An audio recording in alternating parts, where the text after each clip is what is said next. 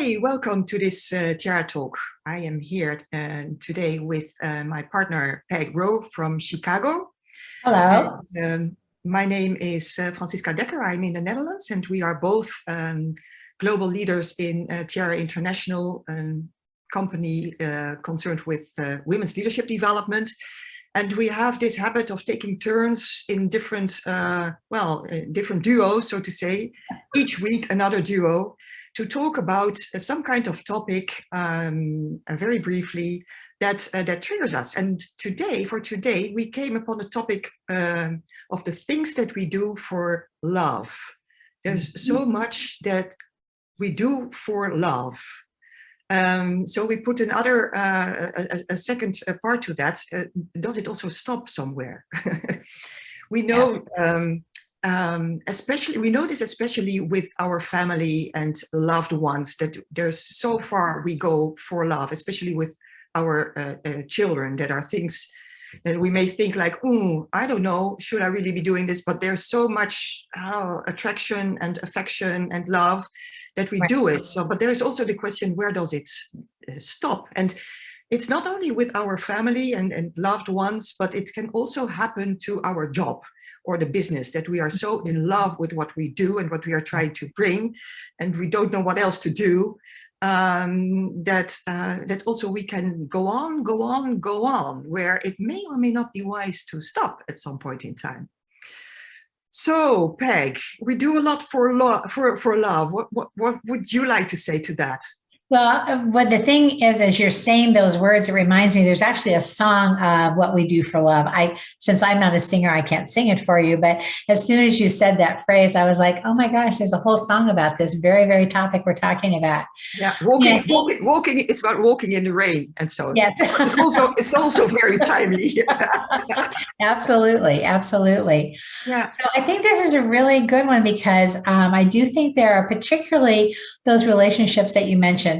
Family are one, very, very close friends could be another, work colleagues could be another, how we relate to our commitments at work that many times start with coming from a place of love, and then at some point can feel like, it's a bit of a stretch beyond that. So I do think this is a great one for us to be aware of. Where am I operating purely from the essence of my love for my work, for this person? And at what point am I now just in kind of, I think you were using the word when we were talking about this, conditioned to do whatever the next thing is. And then most of the time we realize that when at some later point, we have some sense of irritation or resentment about doing that. And I think for me, that's the danger side. That's the sign that when that shows up, I know I need to step back and examine what I'm doing, because any relationship that I have that at the very heart of it is love, I never want that to tip over into resentment. So if I'm feeling that, then I actually need to do something about it. That's not the other person's responsibility. That's mine to either figure out, where do I set a boundary, or how do I handle something differently so that I don't end up feeling frustrated or resentful? Because I don't want that to actually leak into the relationship, if you will. I don't want it to distort the relationship in some way, because I want the relationship to still be very much based in love and not feel like it's expanding into a way that is not really the way I want it to go. Yeah, thank you, Peg. Yeah, the way you talk about the relationships and coming from love shows already how much you care, and how what a challenge it is. It may be not to go too far, and the moment you feel the resentment, maybe you can say, I've gone already too far. But also that's the moment to also recollect yourself, rethink it. Yep. So there are pitfalls to going too far in love, and the pitfall, one pitfall that you mentioned is that you get into a feeling place of resentment, where that's not helpful for yourself. It's also not helpful for the others. What other pitfalls could you possibly think of? I can share what the pitfall is also a feeling place. I might feel guilty if I do not do something for a certain relationship.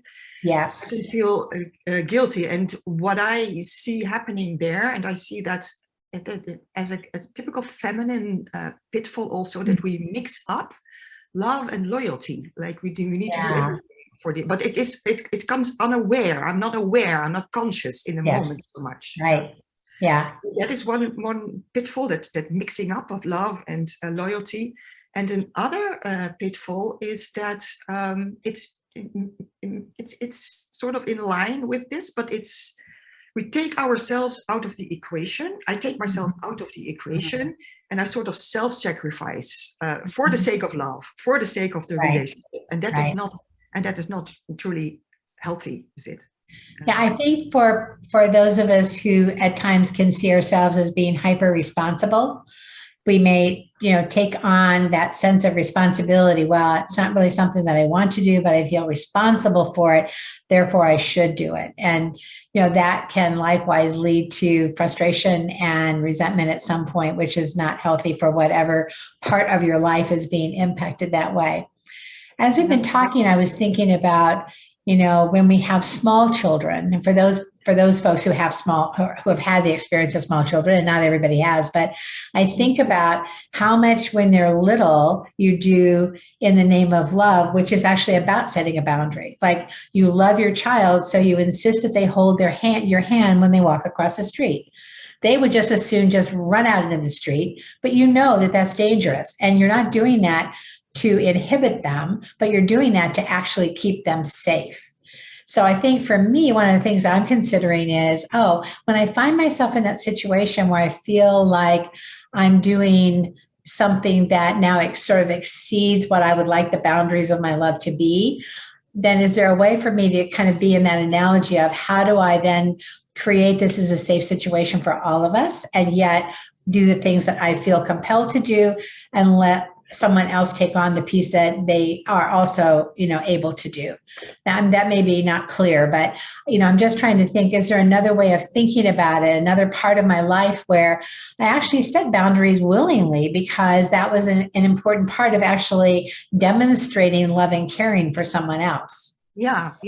And it seems then, Peg, that you are not doing this for love, but you are doing from love. Yes. Which is a different point of departure, right? We can actually start that's a great with point. love. Yeah. We can start with creating that feeling of love in our heart, and then interact with whatever is outside of us, a person, a situation, whatever. And that's actually really proactive leadership also. I mean, the other part would be reacting, responding to a situation. Right. Yes. And then the situation comes first, and then we come with our love, and we come this loop. Later. Yeah. And this is also a loop when we start from love, but we start from a different place. Right. Yeah. So very quickly, our time goes by, and we're really coming very close to the end of our conversation here. So a couple of things to wrap up. I think this is a really great self-awareness reflection for all of us. Like, where can I see that in the name of love, I may have actually dutifully completed something that no longer feels like the thing that would be the full expression of my love? How do I make myself aware of that in the moment? How do I perhaps set a different kind of boundary? And how do I handle that in a way that comes from a place of love, as opposed to being reactive in the situation? So, I think I'm going to give myself the gift of some time to actually consider this thing that we're talking about, this inquiry, and see, where in my own world can I be more tuned into how I'm giving love in a way that is kind of good for everybody concerned, not just the person who's the recipient of it, but me as well. Yeah. Thank you, Peg. That's a great inquiry indeed. And I would like to add something to that, because a slightly different situation, not going into an inquiry, but into being with, because we find ourselves sometimes in this situation where the heart tells one thing and the mind tells the other way. Yeah? Right. And then what to do, and what we try to do, we often figure it out with our mind, but the mind is a polarity instrument and goes in all directions and wants to see all perspectives and make a smart decision. And we also have a great tool to help ourselves and help others also to help the heart and the brain to work together. Because that's what we need. We need both. And that is our favorite practice of the acceptance practice with Tiara, which is really holding and being with the situation, being with all the feelings, all the emotions in our heart, being with all the thoughts in our mind, and just being with that. And we know from experience that if we just be with that, without wanting to actively change anything, something miraculous happens. And we actually get the heart and brain to work together, and we feel inspired into a certain direction. So I would say to our audience, well, try it, join us, ask us. Right. Thank you very much for having this conversation, Peg, and thank you very much for listening to us. And till next week, the next Tiara Talk. Thank you. Thank you, everybody. Bye-bye.